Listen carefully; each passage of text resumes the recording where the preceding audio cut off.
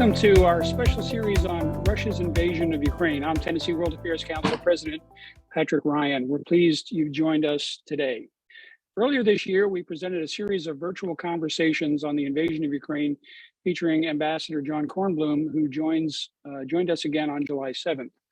We're continuing those conversations alongside our partner, the American Council on Germany. I'd like to thank Dr. Steve Sokol at the Council for all the things that they do to bring awareness programs like this to the public. Their work to strengthen German-American relations is an important contribution to knowing the world. We're also joined by sister World Affairs Councils in Harrisburg, Pennsylvania, Kansas City, Missouri, and Peoria, Illinois. We welcome their members and members of the network of World Affairs Councils around the country who are with us today as well. We're also thankful for the commitment of our regular partners for the series and all that we do at the Tennessee World Affairs Council. They are the Nashville Area Chamber of Commerce, the Belmont University Center for International Business, and the University of Tennessee Center for Global Engagement. This series will continue on August 18th with a program featuring distinguished historian Professor Thomas Schwartz from Vanderbilt University, talking about Cold War competition between the United States and Russia. And Ambassador Kornblum will return on August 25th to wind up the series, along with Dr. Marietta Velikova, Professor of Economics and Director of the Center for International Business at Belmont University. And they'll talk about the domestic situation in Russia and the US-Russian relationship. You can register now for those programs at tnwac.org. We're also pleased to announce one of our fall programs in the Distinguished Visiting Speakers Series. The Tennessee World Affairs Council will host Admiral Michael Rogers, retired U.S. Navy four-star, on November 7th and 8th. He is the most recent director of the National Security Agency and commander of the United States Cyber Command. Don't miss that. We'll have an in-person town hall on the evening of November 7th, so mark your calendars. We invite businesses and other organizations to contact the World Affairs Council for hosting and sponsorship opportunities for Admiral Rogers' visit. The last piece of housekeeping, this World Affairs Council, like all the others in the network of 90 councils around the country, is a public service organized by volunteers and made possible by your financial support. Please become a member and make a donation. The council is in the midst of a transition from a founder-led volunteer organization to a new model for the future, and your financial support is essential to the continued success of our speaker programs and education outreach to youth. Please visit tnwac.org to give or to become a member. Thank you. We look forward to your participation today in this important conversation. You can start adding your questions at the Q&A tab on your Zoom screen. Now on to our special guest. Anna Novosad is a Ukrainian educational activist. She served many years at the Ukraine Ministry of Education and Science, including being a minister in 2019 and 2020. Anna contributed and led the comprehensive school reform project in Ukraine, and she was a leader of the higher education funding reform. This past year, Anna completed the Hubert H. Humphrey Fellowship Program at Vanderbilt University in Nashville. Anna now leads projects that aim to restore education access in the midst of the war of Russia against the people of Ukraine. Welcome, Anna Novosad. Hello, Patrick, and greetings to everyone who's listening to us today. Anna, before we talk about the Russian invasion in February and the consequences and your work now, let's step back in time and have you tell us briefly about your background, your hometown, your education, your service in government and the private sector. Yeah, so I'm Ukrainian, born and raised in Ukraine. I'm originally from central Ukraine, but I moved to Kyiv, where I reside right now. Around 15 years old. So since then I've been a Kyiv inhabitant. My background is, it was actually shaped by political events in Ukraine, because one of the first large kind of societal appraisals against the unfair elections was in 2005. I was back then in the 11th grade in high school, and that's when I realized that this is the political science, everything that relates to politics is of interest to me. And so I chose political science as my background. and I did bachelor here in political science, and then I got a scholarship from the George Soros Foundation and continued my education in the Netherlands, doing the master degree in European studies. Well, back then, Ukraine's integration into the European Union was, to me, was basically like a fantasy because of our president that was very pro-Russian. But in 2013, 2014, when we had another revolution again against another man who wanted to be totalitarian or authoritarian and decide where to lead our country against the will of its people, to lead it towards Russia, not towards the EU. We had another revolution, what was called the Revolution of Dignity. I was a very active participant of that, and basically the first day after the government was changed and the illegitimate president ousted to Russia, where he resides still now.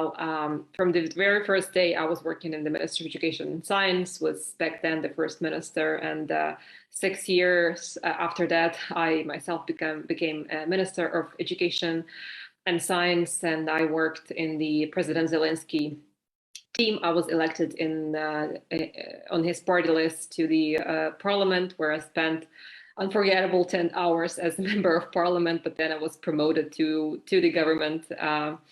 And so then I worked as the minister. And last year, in August, I moved to Nashville. I was honored to get the scholarship from the State Department, and was honored to be a fellow of the Humphrey Fellowship. Unfortunately, my fellowship in Nashville was severely distorted by the war.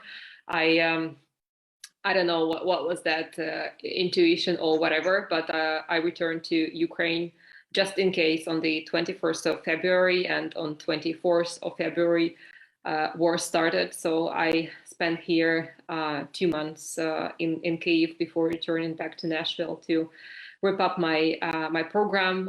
It was always my dream to be honest, to live in DC at least for a while.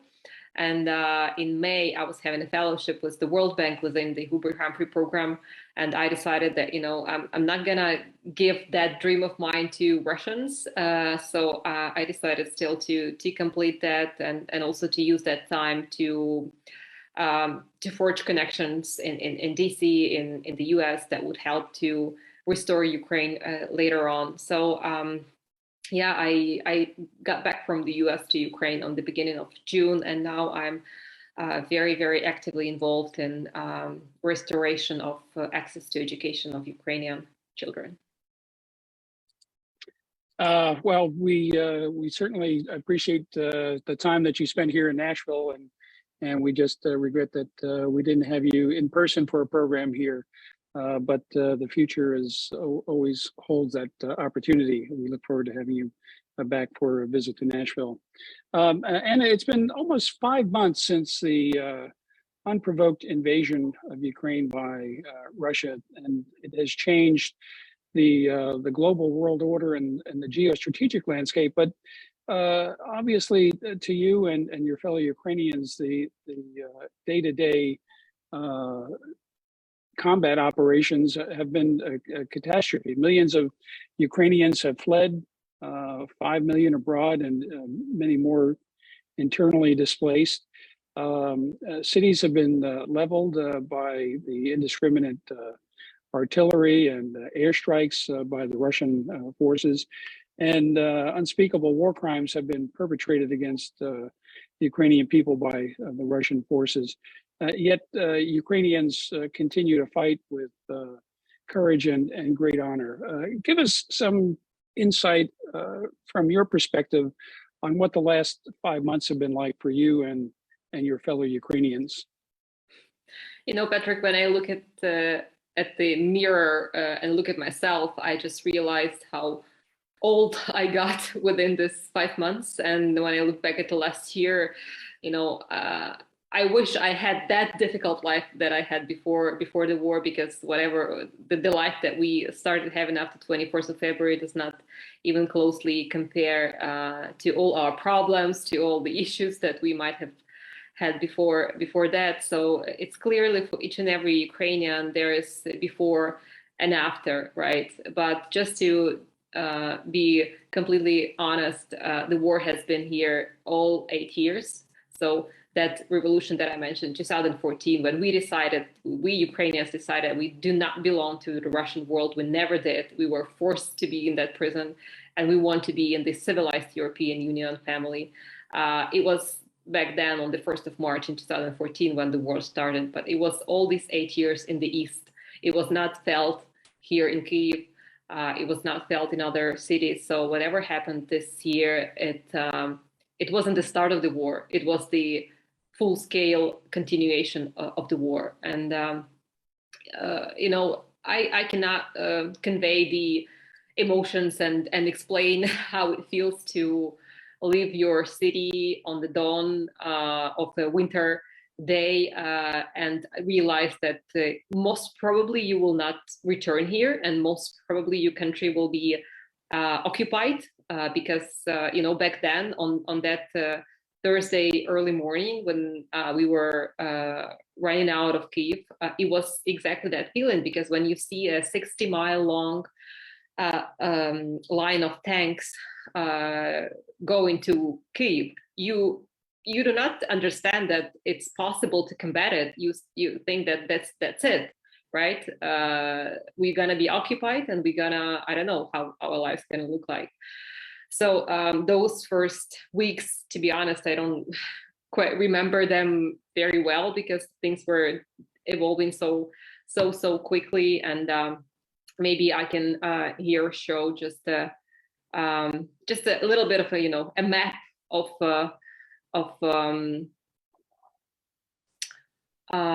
the whole thing. So this is just to give you an understanding of the size, right? So the biggest country in this world decided to invade Ukraine that they deem an existential threat to them. And if you just compare the size, it's ridiculous, right? But empires do not think about that.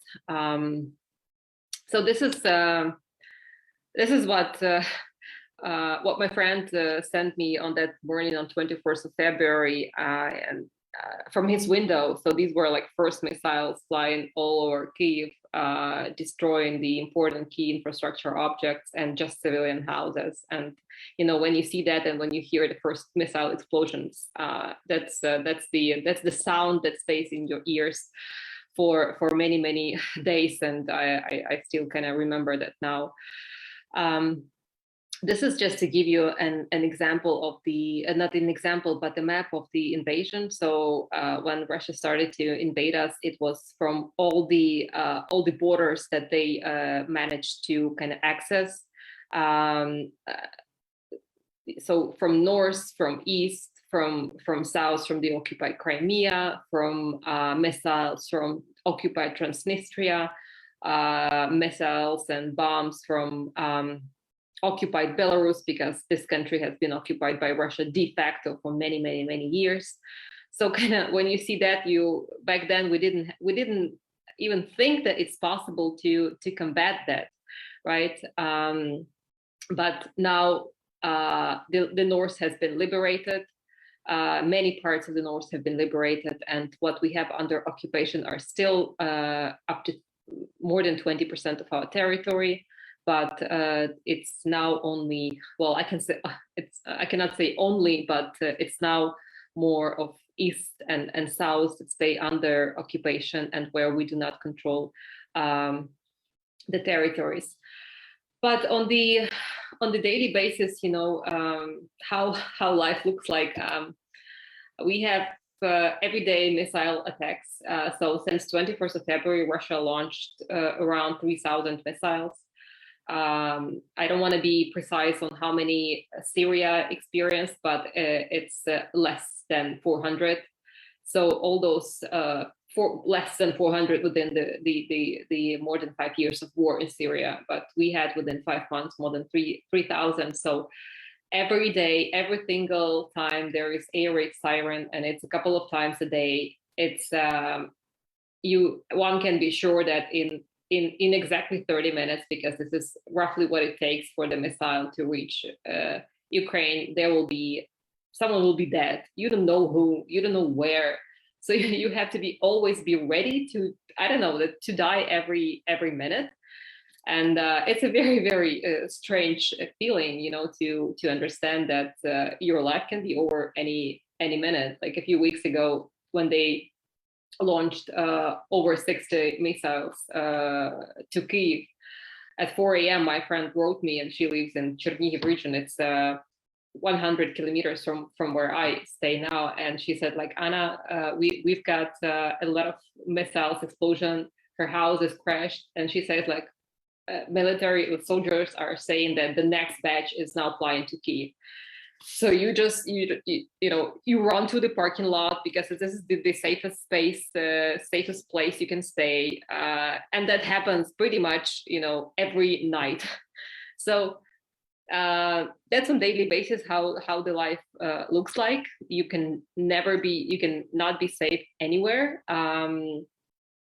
Your family cannot be safe. You cannot go anywhere safely. There is a curfew, obviously. So, but I think the worst part is that we are getting used to that, right? It's getting normalized, and this is really what scares me. What tremendous psychological effect this whole thing is going to have over our society. But on the other hand, maybe jumping a bit ahead, to us, everyday life is now about struggle, about fight. And to us, it's every day of understanding that we're not gonna give up. And we realize that Ukraine has been the only country that has been attacked blatantly by Russia within the last 15 years, who actually had guts to stood up, right? That was not done by Belarus. That was not done, unfortunately, by Moldova. That was not done by Georgia. But we will not definitely have that fate. I mean, every single man and woman in this country will fight as long as it is necessary. So I think this is how our everyday life looks like right now. Anna, tell us about life in Kyiv. When you and I spoke a couple of weeks ago, you were outside in a nice street that was quiet and peaceful, and the sun was shining. And a day later, I saw that Kiev was under attack. So you say it's become normalized. Have the refugee flows slowed down or stopped, or are people still trying to leave? Do the attacks away from the front in places like Kyiv, do they come sporadically, once a week, twice a week? Yeah, so missile attacks are pretty frequent. So in Kyiv, they continue attacking as they think military objects. But what happens in 99% of time is that they hit a civilian infrastructure, buildings, kindergartens, schools. So last time they destroyed completely a residential apartment building at 5 a.m. in the morning, and the nearby kindergarten. So I have no idea what those innocent people did, but definitely they were not soldiers. They were not, as Russia thinks, Nazi terrorists. They were just peaceful people sleeping in their houses. But that's what happened. So, and that happens pretty much every day. And if not in Kyiv, then in other cities. Last week, so I'm from central region called Vinnytsia. It's pretty large city, and they hit the Russian missile hit one of the central civilian buildings in the city center and killed 45 people, 20 wounded, including a couple of kids, including the 4-year-old girl whose mother now is struggling for her life in the hospital. So they are, now it's a very clear policy of terror against civilians, of trying to apparently push our government to negotiate on I don't know, whatever, so that it stops. So I think they are hoping that because of this terror and people being terrorized every day, so they hope that people will be pushing Zelensky to conclude any kind of a peace treaty. But I can tell for sure that that's not gonna happen. People understand that any peace with Putin is death to Ukraine. But everyday life in Kyiv, yeah, it's getting back to that normal life very quickly. People are returning back for various reasons, including and primarily because this is our home. I return here, even though I had a chance to stay in the US. I could live in Canada. I can live anywhere, but there is nothing dignifying to care only about your safety, right? You have to be here and to help whatever you can.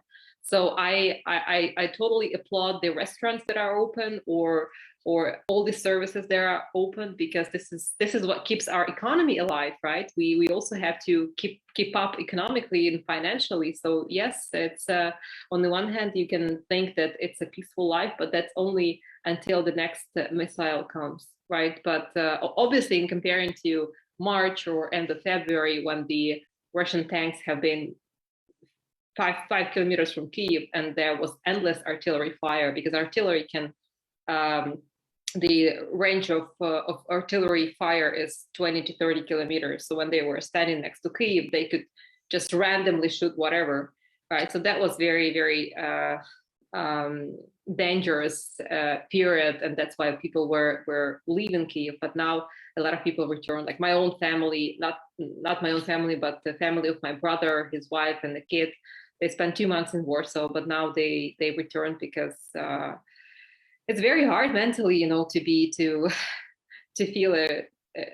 be a refugee, to feel to live outside of your home. So for thousands of people decide to take a risk, but to rather to be here and to help whatever they can.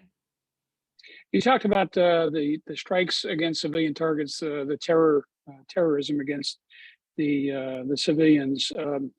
I know in your brief you have some pictures of Bucha and some other places. Can you touch on what the extent has been of the war crimes against Ukraine in the 5 months since the invasion? Well, it's hard, to be honest. Just a sec, it's very hard to comprehend the scope, because figures do not convey whatever you see here. So this town of Bucha, it's became pretty symbolic, for the world. It's a very wealthy suburb of Kyiv. It's if you live in Nashville, it's pretty much like, I don't know, Franklin or Belmead to Nashville. So it's a wealthy suburb where the middle upper class lives. But this is how it looked after Russia came to, as they say, liberate us.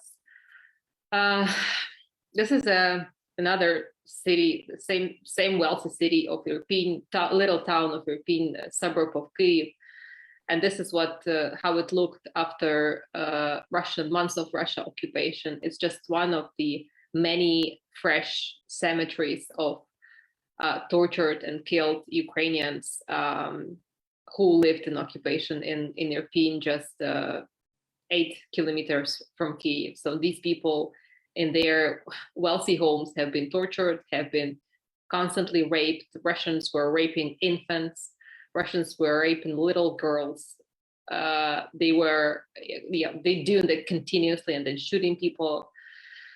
And that was happening through the whole month of March. And just now in Ukraine, everyone has someone whom they lost. And that list is getting longer and longer, and I'm not an exception. But my first loss was happened pretty soon. So this is Mark. One of before the war, my plan for the return to Ukraine was to establish here a private school, and it's actually what I've been doing in the US. I was traveling around to various states in the US, researching your school models and high school models. I spent a lot of time in California visiting a lot of schools. I visited, thanks to Vanderbilt in our program, pretty much every good school in Nashville, learning from your best approaches. And my plan was to establish a school. And Mark was supposed to be my colleague, partner. He was a great educator, a deputy head of the Kyiv school. But he had a bad luck of living in a city that was very quickly captured by Russia. And so the city, this little town of Borodyanka, it's just 20 kilometers from Kyiv. They avia-bombed it continuously through first weeks of March. And this house where in the middle, it's where they dropped one of many 5-kilogram bombs. And this is exactly where Mark lived. We managed to get out his body only on the 1st or 2nd of April. Children of his school chipped in, and all of us chipped in to hire necessary cars and how do you call them, like those digging machines, right, to dismantle all these blocks and take away the people's bodies, and so that to bury them. So he did nothing to Russians. He did nothing to anyone, but he ended his life like that.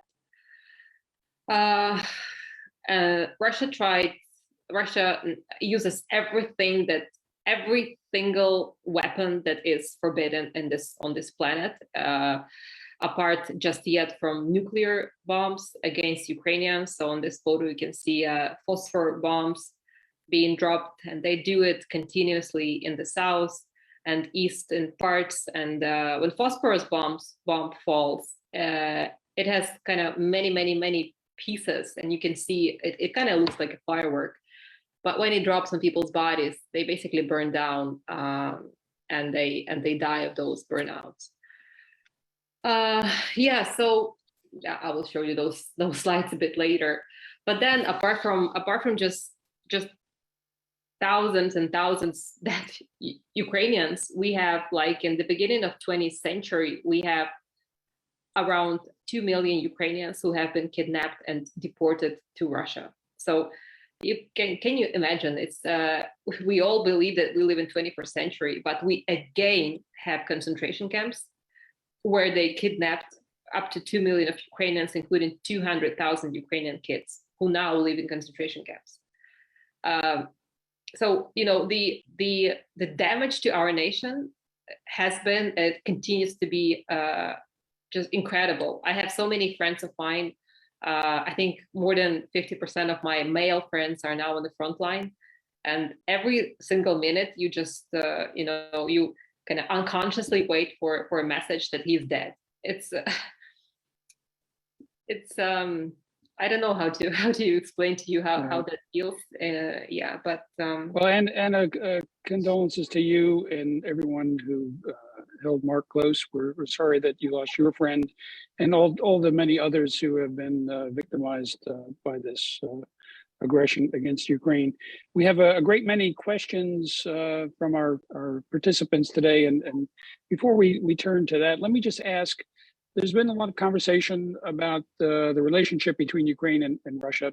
Ukraine was part of the Soviet Union until it broke up in the 1990s. Signed an agreement that it would be independent. It gave up nuclear weapons, and yet Vladimir Putin and the leadership in Moscow has had eyes on Ukraine for many years. You talked about the revolution of dignity, and you showed us on the map the annexation of Crimea. And the war in the eastern part of the country, but just give us a snapshot of what the relationship is between Ukraine and Russia. Well, thank you, Patrick, very much for that question. And to me, it's very important that our audience understands and hears that Ukrainians have never been, by our nature, we have never wanted to be part of Russia. We never wanted to be part of so-called Russian world. Despite all the Russian propaganda, Ukraine is and has for centuries been a separate nation, a separate country. We didn't have a very long history of statehood. That is true. We are, in terms of political nation, we are very, very young. I'm older than our independence for half a year. It's very strange feeling, but we have always been fighting against Russia. And this is something that I've been telling to my mom when she's having this very low moments about us going through war. I say, like, Mom, we've been fighting Russians at least last 4 centuries when they occupied us, around 4 centuries when they occupied us in 1654. Since then, every single generation of Ukrainians has been having its war against Russia. It has taken many, many forms. Like my grandmothers and grandfathers went through the Great Famine in 1932, 1933, when 7 million of Ukrainians died of man-made hunger done by Stalin.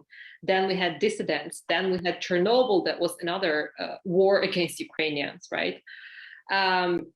The Second World War has been nothing but a war against Ukrainians as well by the Red Army. So it's been this constant fight all along. But to us, it's very important, and to my generation, it's very important that this is the first time in the history of Ukrainian people that we have a real chance to win.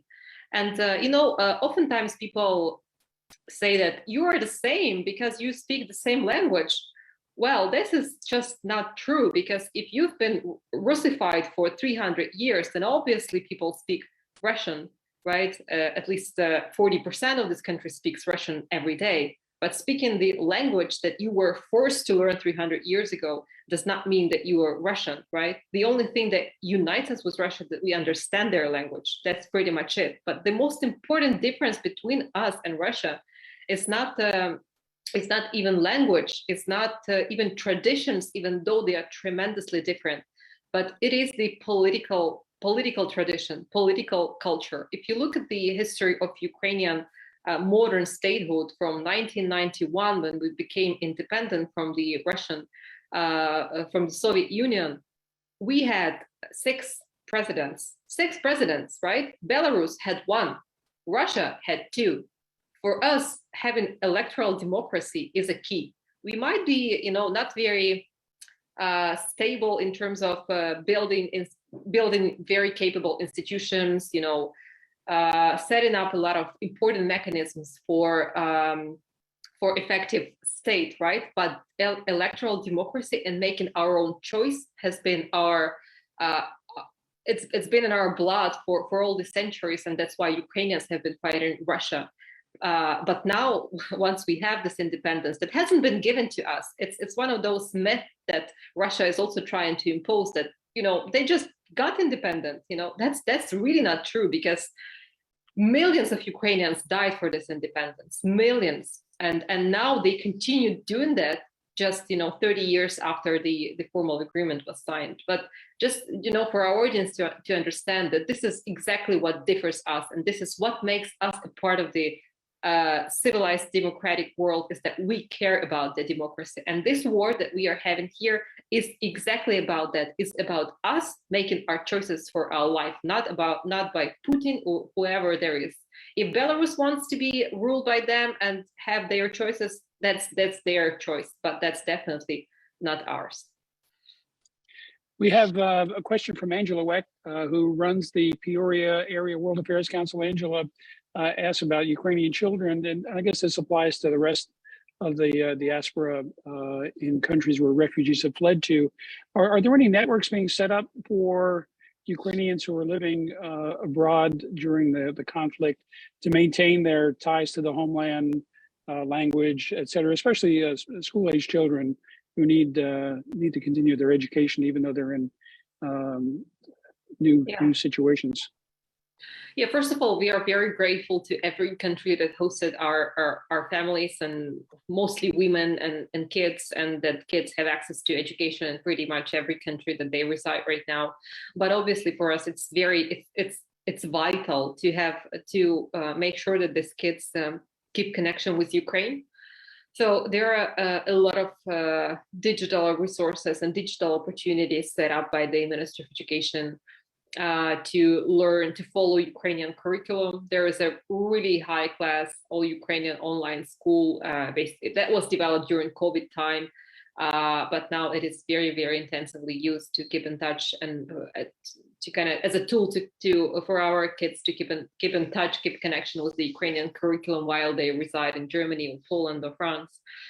So networks are there, but just to answer your question, Angela, of course, we understand that you can learn how much you want Ukrainian language online, but if you live for 2 years in Poland, you will get assimilated. If you live for 3 years in Germany, you will get assimilated. And this is exactly what we feel right now. And this is also why I try to do whatever I can with my little efforts to make sure that there are schools here, that schools are restored so that kids can return to and their families can return to their cities. Because one of the observations that we have is that for Ukrainian women residing abroad as refugees, having access to education is one of the key, obviously not the first one, but one of the key reasons when they decide whether they return or not, at least to the liberated areas. If there is a school, if there is a kindergarten, there are higher chances that they will get back, because for Ukrainian women, at least what I saw in Warsaw, the second thing they do after finding an apartment or shelter is looking for a school for their kids. So to us, that part is really, really important.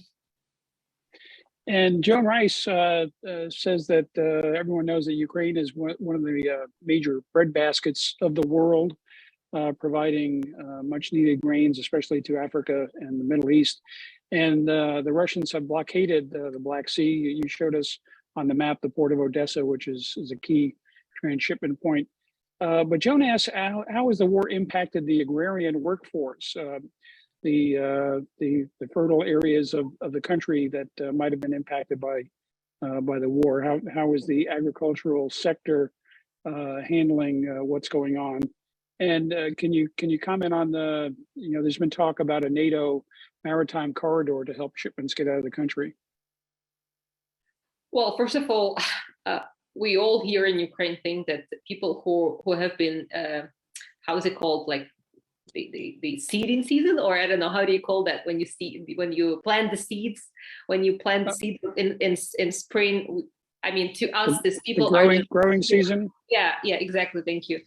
To us, these people have been just heroes, because all the fields where the wheat grows, where the corn, where the sunflower grows, are closer to those areas where the most kind of heated battlefields now happen, to the south, to the east, and all these territories are either mined or they are under constant artillery fire. So I honestly, I paid a huge respect to these people who have been still doing that, because they realize that if they don't do it, then the consequences will be huge. So here in Ukraine, we don't feel any kind of lack of food or something, but obviously that's not for us to feel. That's the paradox of this war. Because of this war, a lot of around 40% of North Africa supplies of wheat have been coming from Ukraine, right? That's a lot, and we all remember how the war in Syria started, right? It's been driven exactly by the very, very similar reasons. So though we don't feel it here, at least now, we will see what the autumn and the harvest bring. But we definitely understand that for the world, it's going to be it might be a disaster. So what we see now is that Turkey is trying to be a sort of advocate in this whole thing with the transporting of wheat. But to me, looking at what Erdogan does and how he kind of behaves and presents himself in these negotiations, to me, it's a very, very tricky thing. And no one knows what we trade in for this wheat being exported out of the country. There definitely are sort of successions from our side, but we just don't know which ones. So. Anna, you say that you're an educational activist and you have a project going on in the northern area of the Chernihiv and areas around Kiev. Can you tell us about the work you're doing, what the need is, and what you and your colleagues are doing, and how you're getting assistance from abroad, and how people can help? Yeah, thank you very much for that. So back in May, I decided that. First of all, I have to get back home from the US, and I have to start using my connections, using my network, using kind of my access to various international partners to start helping somehow the situation, because just for you to understand, Russians are primarily destroying schools with the missile attacks, right? I have no idea what their reasons are, but there are more than 1,000 destroyed schools in our country, and that's only, I'm talking about the destroyed by the artillery or missiles fire.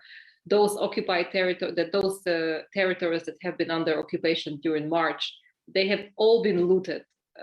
I've been to a lot of schools here in Kyiv region that were under occupation.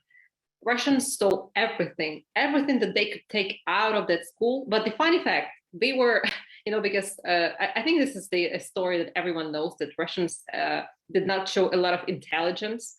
So in one of the schools that I've been to, they stole everything. The equipment, things like that, but they left 2 3D printers just because they didn't know what that is, So that's just, sad and hilarious. So the damage to infrastructure is huge. And I decided to focus on the city of Chernihiv. This is the northern city. It's to the north of Kyiv.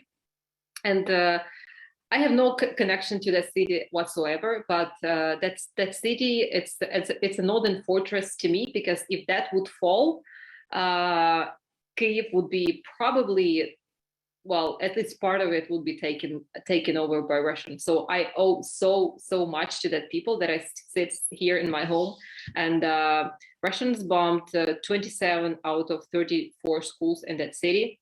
I just want to show you a few pictures. These are all my pictures, so you can see how the city looks like. It's a beautiful city. It's very ancient. It's where the oldest 9th century churches are. It's really, really beautiful, and luckily the center survived, but schools did not.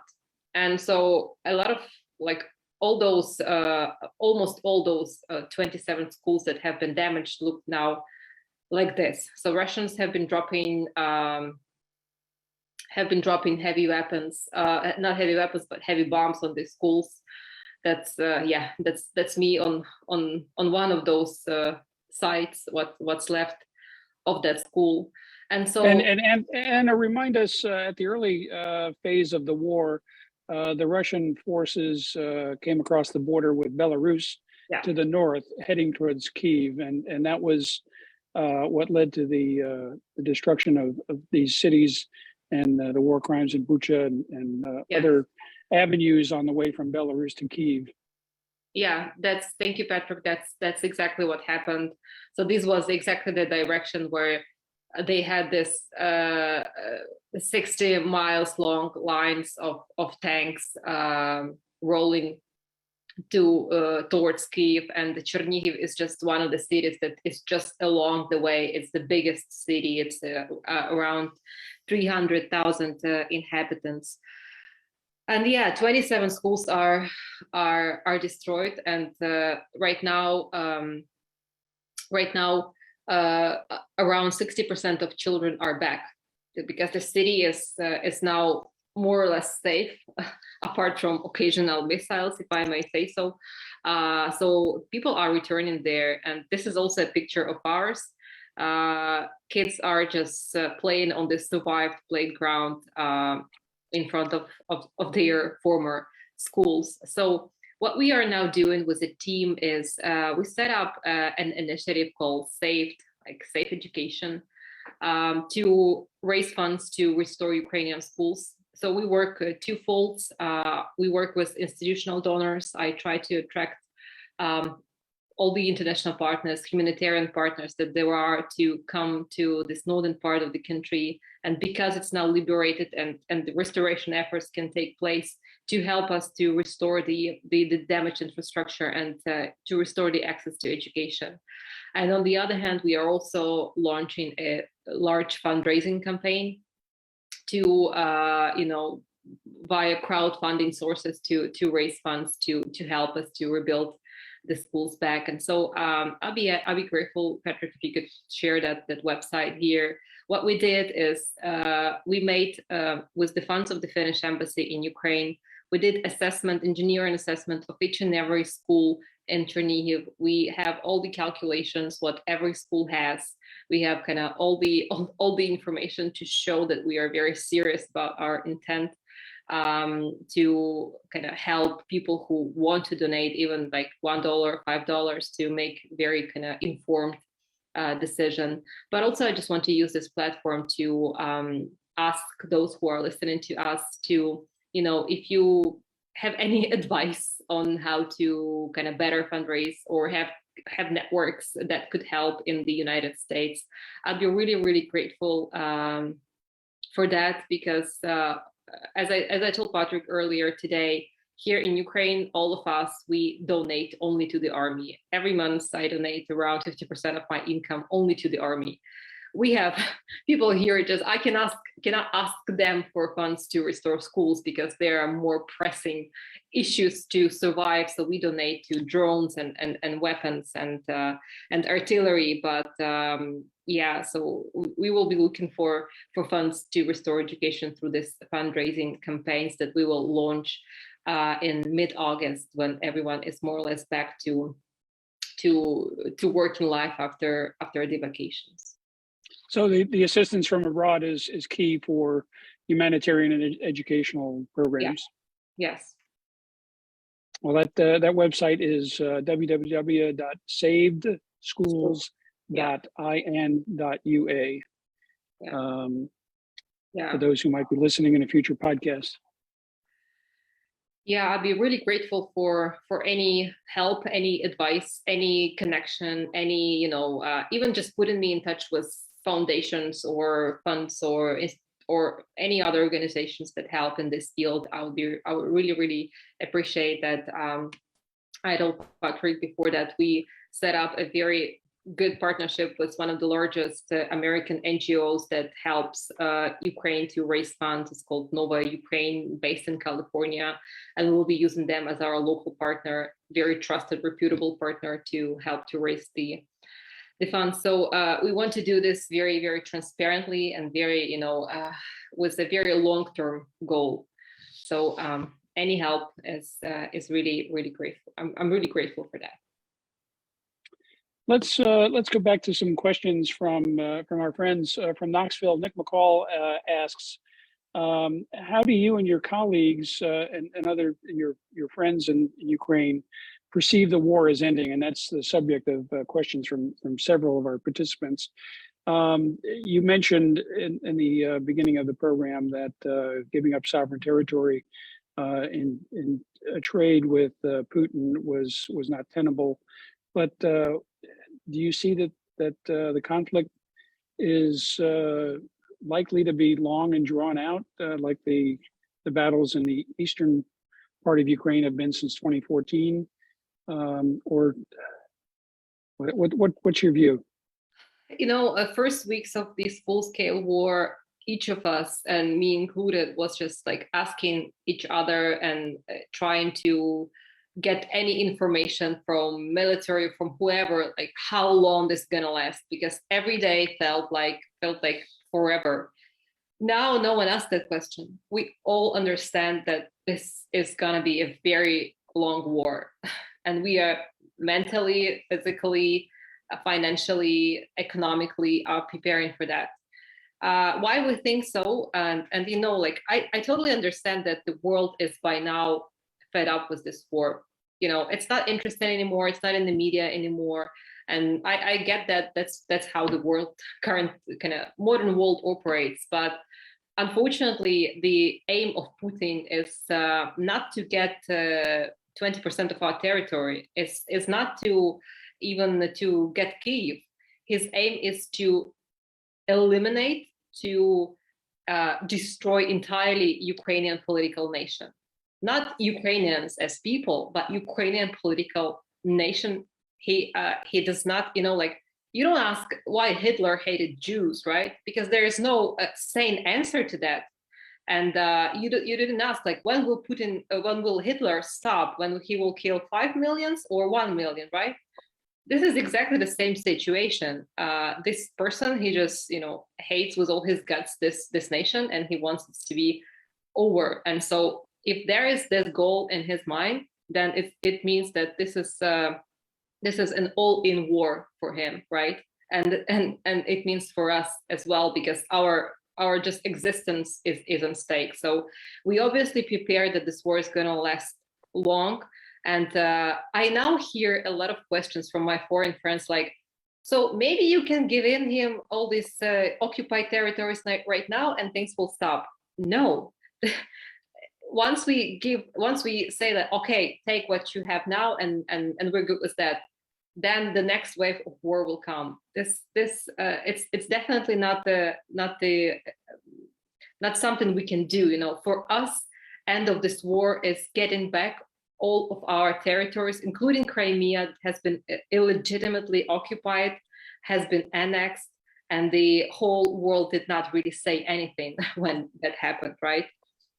So for us, the war will be over only then. But geopolitically speaking, because we have also an ambassador probably here on this webinar, it's so clear that geopolitically speaking, the war will only be over when Belarus will be free, because they will not use Belarus to fly every day to Ukraine to bomb our cities. When Moldovan occupied Transnistria will be free, when parts of Georgia will be free, and in general, when all those enslaved nations within Russia will be free. Because if you look at the population of Russia, these are predominantly not Russian people. These are enslaved nations, right, that have really little link to Slavic Russia as people might think otherwise. So that's a bit long answer to your question. I'm sorry, I'm gonna switch on light. Well, we appreciate you being with us despite the time zone difference, 8 hours from Kyiv to Nashville.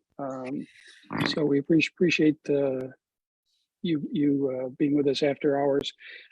Talk a little bit, if you would, about the support from the West. You talked about people are no longer watching the news every day, and the media has not been covering it as vigorously as they did at the beginning. A lot of the foreign correspondents who went to Ukraine, the anchors from major networks and cable news are no longer reporting from Ukrainian cities. And we see reports about the energy crunch in Western Europe, the Russians turning off the Nord Stream pipeline, supposedly for maintenance. The Europeans resolving to cut the dependence on oil and gas from Russia. So if this does become a protracted conflict, and the sources of foreign support, military and otherwise, become more tenuous, that could be problematic for Ukraine. So tell us, what's the perspective from Kyiv on the level and hardiness of Western support? Yeah. So first of all, I don't complain. I don't expect that the media would cover this war every single day. I now feel much more what Syrians probably feel, or other nations that are going through war feel, because in the current world where everything is so fast and you can watch this war online, it very quickly gets probably boring to you if you live somewhere far away from here. So I get that, and I don't expect much from people because they have their own lives. But I do expect, and I do, as millions of Ukrainians, demand much more from politicians, because I don't know, one has to be very, very ignorant not to understand that this war is not only against Ukraine, it's war against all post-Second World War political order that has been, it has been so fragile, it has been so difficult to forge, and now it's been just blatantly destroyed. It's not the war only against Ukraine, it's a war against all that. And make no mistake, if Ukraine would fall, Russian tanks will be very, very close to the Polish border and very soon in Poland.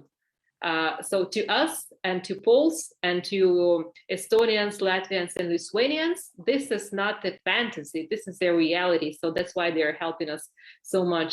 And what Putin did is he very openly, very blatantly, he dismantled the kind of golden rule of the post-Second World War world, right? That the borders are set and the borders are sacred. And unfortunately, in 2014, world said nothing to Crimea situation, and that was 1938 of Czechoslovakia, right? When Prime Minister of the United Kingdom, Neville Chamberlain, thought that he would pacify Hitler by giving up part of Czechoslovakia. And then you've got the Third World War, right? It's the completely same situation, just completely same. It's just very hard for people to understand when it happens real time. So it's just a long answer to say that we do expect a lot from politicians. And unfortunately, a lot of politicians got so short-sighted. Unfortunately, we do lack FDR. We do lack people like him. We do like people, I don't know, like Kennedy, who can think a bit, you know, and a bit more long-term. And having said that, we now 100%, 150% rely on Western support, on the United States support, because this is what happens when you fight the second largest army in this world. We don't expect military help in terms of soldiers. We don't ask for soldiers. We don't want foreign soldiers to come here and die here for us. We have by now a 1 million man army, and I have lines of my friends who want to be drafted, but they are still in line because there are just a lot of people doing that. But we do need weapons, unfortunately. Like we cannot do anything with 3,000 missiles that have flown over Ukraine since 24th of February. Yes, we take down around 50% of those, but still 50 hit someone's house. Still 50% hit someone's lives, right? So to us, for us, it's vital. You know, a friend of mine who is he is a member of parliament, but since March he is on the front line, on the very, very front line in the south. And I asked him a few weeks ago, like how things are when he came here for rotation. He said, like, we don't have weapons.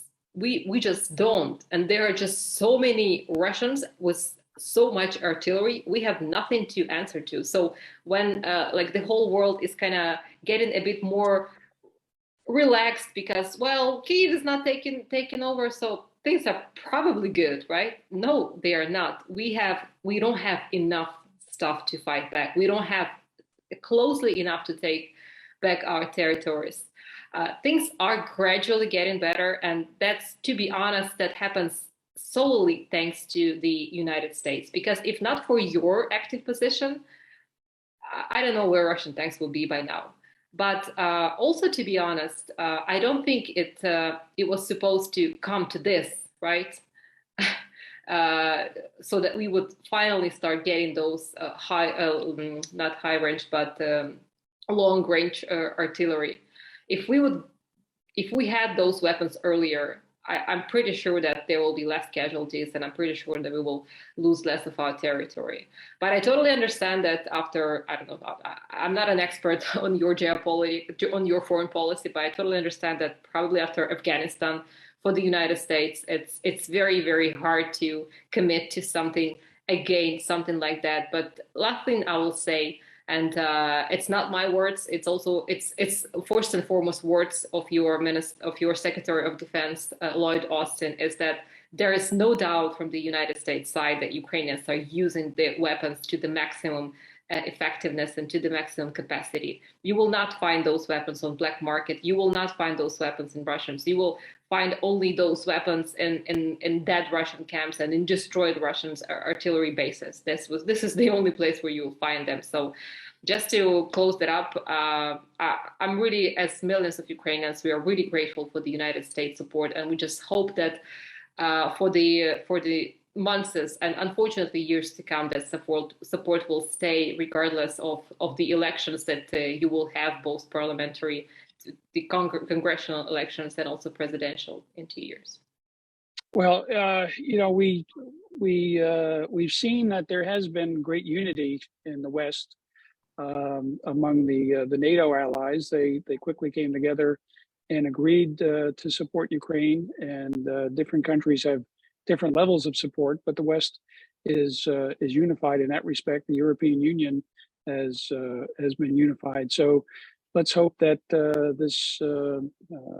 this alliance stays together and continues to support, because as President Zelensky has said, this isn't just a battle, and as you've said, for Ukraine, but it's a battle against the expansion of Russian power in Eastern Europe. Yeah, not only Eastern Europe. I mean, I think people have to also understand that if Putin understands that there is no consequences for the actions, that there is no fight back, then what really stops China from doing the same to Taiwan, right? Or what stops Russia to doing the same to Estonia, right? Or Lithuania, the small countries.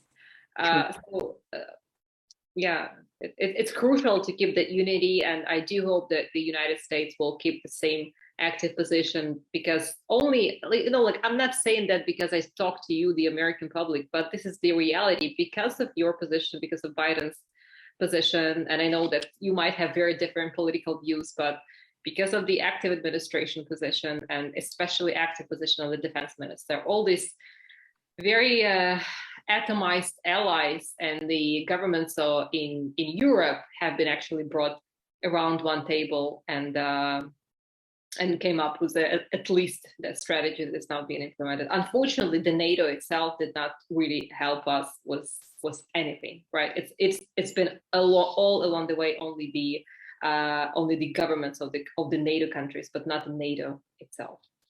Right. Well, Anna, we've reached 1 hour, and I'd like to give you the floor to make any closing remarks that you'd like to share. And we thank you for the time you spent with us today. Do you have anything that you'd like to leave us with? Well, as I said many times, I really want to leave you with clear understanding that we here in Ukraine, we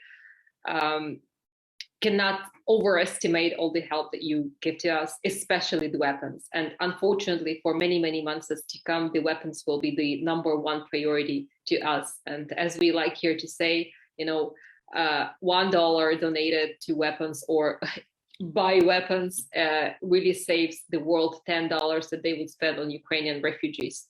We do not want to leave our country. We do not want to live anywhere abroad, and we will do whatever it takes to defend it. And this is why I returned, and this is why millions of Ukrainians returned. And I think the world just all of us have to stop being so naive and a bit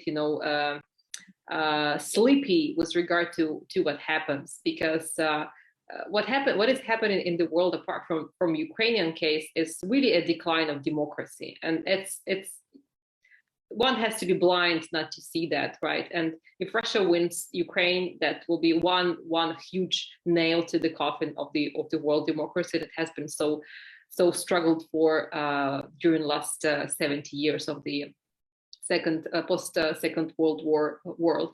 And I think for that cause, really important step that everyone, all the citizens of democratic countries have to lobby for is to recognize Russia as a terrorist state, as it is done to Iran, as it is done to North Korea, as it is done to some other countries. Russia deserves that, because thousands of Ukrainians killed by missiles and millions who are in concentration camps. What is that then if not terrorism, right?